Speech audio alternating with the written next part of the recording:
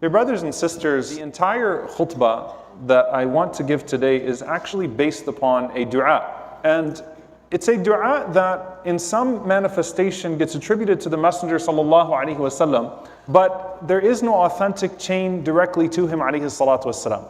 But a powerful supplication from one of the Salaf, from one of the pious predecessors. And that is Umar ibn Abdul Aziz rahimahullah ta'ala. And we know from the Salaf that they had their connection with Allah subhanahu wa ta'ala, and they had their way of calling upon Allah that is very instructive to us to think about the way they perceived Allah subhanahu wa ta'ala. And the narration is from Yahya ibn Sa'id. He says that كَانَ كَثِيرًا مِمَّا يَدْعُو, that what was frequently recited in dua from Umar ibn Abdul Aziz rahimahullah ta'ala, and I'll read it very slow. Allahumma raddini biqada'ik. Allahumma raddini biqada'ik. وَبَارِكْ لِي فِي قَدَرِكَ وَبَارِكْ لِي فِي قَدَرِكَ. O Allah, let me be pleased with what you have decreed. رَضِّنِي بِقَضَائِكَ. Let me be pleased and satisfied with what you have decreed.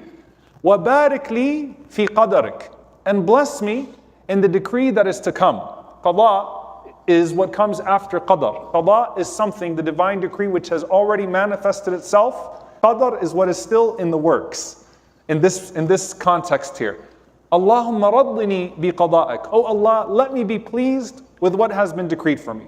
And make me pleased with it. Wa barik li fi qadarik. And then bless me in the divine decree that is to come. And then he says, Hatta la uhibba ta'jila ma akhart wa la ta'khira ma ajjalt. Hatta la uhibba ta'jila ma akhart. So that I do not love that anything that you have been delayed be hastened, وَلَا تَأْخِيرَ مَا عَجَّلْتَ. Nor that something that has been hastened be delayed. Allahumma raddini bi qada'ik. Oh Allah, please me with your decree. وَبَارِكْ لِي فِي قَدَرِكَ. And bless me in the decree that is to come. حَتَّى لَا أُحِبَّ تَعْجِيلَ مَا أَخَرْتَ. And so that I do not love that you hasten that which was meant to be delayed, وَلَا تَأْخِيرَ مَا عَجَّلْتَ. And that you do not, or that I do not love that you delay what was hastened for me. This dua, if we break it down, is actually a phenomenal dua and a phenomenal diagnosis of what usually happens in the frustration that a person has with Allah subhanahu wa ta'ala. If you look at our entire existence on this earth, and this entire idea of a race against time. Every day we wake up and we feel like we're rushed from this thing to the next thing, and we don't have time, and we're trying to achieve this and trying to achieve that. And there's a great level of stress, and especially when the efforts and the plans that you put forward are either completely disrupted by something that is out of your control, or that which you were pursuing is not coming to you as it should be coming to you with your planning. Time. I want it now. You think about the child in the car, are we there yet? Are we there yet? Are we there yet? And many times when we're making dua to Allah subhanahu wa ta'ala, we're implying, is it there yet? Is it there yet? Is it there yet?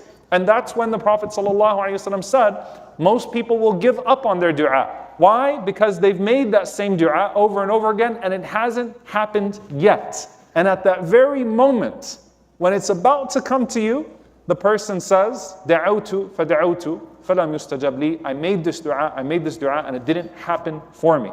Allah subhanahu wa ta'ala mentions those that are being wronged and harmed and oppressed. And they say, Mata nasrullah. When is the help of Allah subhanahu wa ta'ala going to come? And Allah says about the oppressor, or rather the Prophet sallallahu alaihi wasallam says about the oppressor, Inna Allah la yumli lil zalim hatta idha akhadahu lam yuflitu. That Allah delays the oppressor. Meaning what? He allows that oppressor to continue in their oppression until they start to think that they're invincible, until they start to think that they're getting away with it. This is working. I'm not being held accountable. I have impunity. Hatta idha akhadahu. And then when Allah snatches him, lam yuflitu, He does not let him go. So both the oppressed is wondering when, and the oppressor is pushing the limits to see how far they can get with this. And there's a time factor involved. When is this all going to collapse? When is this all going to come to fruition? When is this going to happen? When is that going to happen?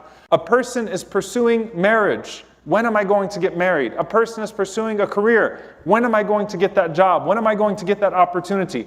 A person, a couple waiting for a family. When is that child going to come? And then you have the children. When is this going to happen with my child? All along, you start to realize that we have to have a submission to Allah's timing. Allah's planning as a whole, His qadr as a whole, but His timing. When Allah subhanahu wa ta'ala has decreed something to come. And there's something very profound about this, because as Ibn al-Jawzi rahimahullah said, if Yusuf alayhi salam focused on only getting out of prison, then he wouldn't have benefited from what was actually happening within the prison. And so when you're in a trial or a hardship, a person becomes so eager for that hardship to end. Ya Allah, when is this going to be lifted? That if they don't pay attention, they're missing out on the unique opportunities of that hardship to come close to Allah subhanahu wa ta'ala. As he said, one of the Salaf, one of the pious predecessors asked Allah subhanahu wa ta'ala in a dream, Ya Allah, how come this dua has not been fulfilled yet? And the answer was, Ya Abdi, O my servant, I love to hear your voice. أحب أن أسمع صوتك. I love to hear your voice in dua. And what you were getting out of those moments of dua as the delay was happening was better than what you were seeking in the immediate moment. The delay became good for you because what you attained in terms of faith and character in that delay was far greater than what Allah subhanahu wa ta'ala could have hastened for you in the moment. When you're in the midst of the trial, Allah subhanahu wa ta'ala pushes you towards certain things or offers you the potential to push yourself towards certain things. The entire time you're saying, when? And it's important to take a step back and say, you know what? While I'm asking Allah subhanahu wa ta'ala for this trial to come to an end, let me pay attention to the unique opportunities that exist within this trial. As the scholars mention, when you're pursuing a blessing, sometimes, subhanAllah, in the process of pursuing a particular blessing, we neglect the blessings that already exist around us. And I'm not just talking about the idea of health and the idea of, the concept of gratitude and shukr for what you have.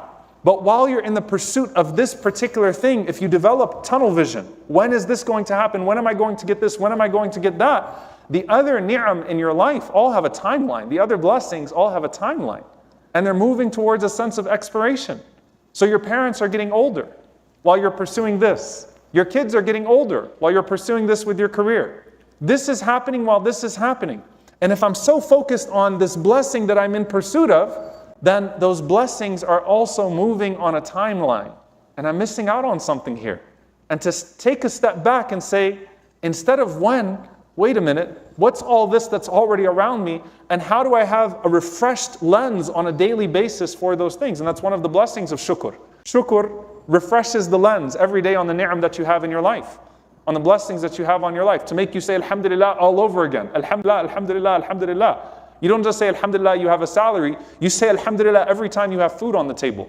It refreshes the lens so that you realize what I'm pursuing, if it's a halal pursuit, should not become such a focus and an obsession for me that I worry about the time that it's going to unlock itself, that I lose out on the limited time of the other blessings that are around me, whether that's the people or the things that are around me.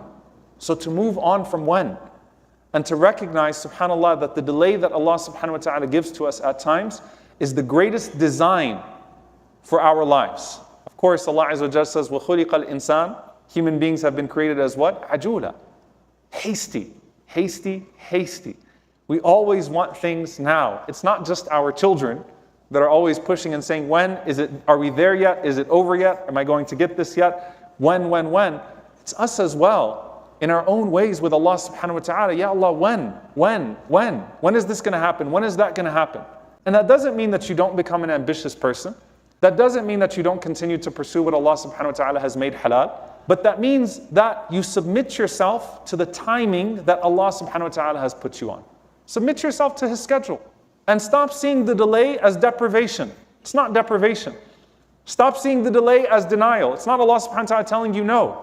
Many times it's Allah telling you not yet, and it's for your own good. And by the time you come around to realize that if you were not observing the lessons of that delay, then the delay would have gone to waste.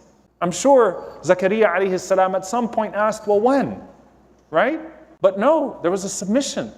I'm sure at some point Yusuf alayhi salam wondered, but when? How much longer? There's a submission to that schedule, a submission to that time slot, to say that every single delay that Allah subhanahu wa ta'ala is giving to me is a not yet, not a no. And that not yet could mean after this life is already over, but it's there. It's there. Allah subhanahu wa ta'ala will not let you ask without giving you. It's there, but you have to wait and submitting yourself to that time. Now then go back to what Umar ibn Abdul Aziz rahimahullah ta'ala was saying in his dua. And he used to make this dua frequently. It's not something that they heard from him once upon a time. Allahumma raddini bi qada'ik. Oh Allah, let me be pleased with the decree. It's already happened. I'm not going to sit there and say, why did this happen this way or why did that happen? Alhamdulillah, let me be pleased with it. Please me with what is here. وَبَارِكْ لِي فِي قَدَرِكَ. And bless me in what is to come, in that decree that is to come. حَتَّى لَا أُحِبَّ تَعْجِيلَ مَا أَخَرْتَ وَلَا تَأْخِيرَ مَا عَجَّلْتَ. So that I only love things at their time, so that I do not wish for that which has been delayed to be hastened, nor that which has been hastened to be delayed. You know, I give you this example, subhanAllah, and it's a lot of times the TV references and the movie references and things come to your mind. You know, in those movies and shows where someone gets stuck in an elevator, the electricity goes out and suddenly two people are in an elevator together? Or they're in a room and the power goes out and suddenly, you know, we kind of lived that movie here when we lost our power in the winter storm that happened before, right? And suddenly people have to actually talk to each other and things are frozen and put into place. And then what ends up happening when those people are stuck together for a long time and they're not able to continue the rat race of this dunya? They actually get to know each other. They refresh their relationship with one another. There's a moment of pause that's forced upon them that they don't like initially, but then once the pause is over and things resume, they're grateful for the pause. At the bare minimum, the blessing of that pause is your reconnection with Allah subhanahu wa ta'ala. Because there are very few people that will call upon Allah subhanahu wa ta'ala with more sincerity and more connection and more devotion and more love in their times of comfort as they will in their times of desperation. At the bare minimum, there's a qiyam that was induced. There was a tear that was induced. There was a dua that was induced. And the eyes that shed tears for the sake of Allah subhanahu wa ta'ala will not touch the fire. And the dua that is made from the heart will immediately transition and transcend and ascend through the heavens till it reaches Allah subhanahu wa ta'ala. And the thing that you asked for, should it be halal and in proper means, will surely be given to you in a way that Allah subhanahu wa ta'ala knows is even better for you. But slow down. Don't just submit yourself to Allah's plan, submit yourself to Allah's timing. Don't just say, I know Allah is able. Say, I know Allah knows when it's better for me. Allahumma raddini bi qada'ik wa barik li fi qadarik hatta la uhibba ta'jila ma akhart wa la ta'khira ma ajjalt. May Allah subhanahu wa ta'ala make us amongst those that are pleased with His planning, that are pleased with His timing, that see the blessings that are around them when they are obvious and when they are hidden. May Allah subhanahu wa ta'ala grant us fresh hearts and fresh lenses that are always able to appreciate the present and that pursue what is the best for them in the future. May Allah subhanahu wa ta'ala let our future be Jannatul Firdaus in the companionship of our Prophet sallallahu alaihi wasallam. And may Allah subhanahu wa ta'ala let our present be Jannatul Yaqeen, the paradise of certainty in our hearts. And may Allah subhanahu wa ta'ala forgive us when we question Him, forgive us when we don't take the gifts that He gives to us. May Allah subhanahu wa ta'ala make us amongst those that are grateful to Him in all circumstances and patient with His decree in all circumstances. And make us amongst those who are pleased with what has come to us and who are blessed with what is yet to come to us. And make us amongst those that always are in a state of hamd, always are in a state of praising Him. Allahumma ameen.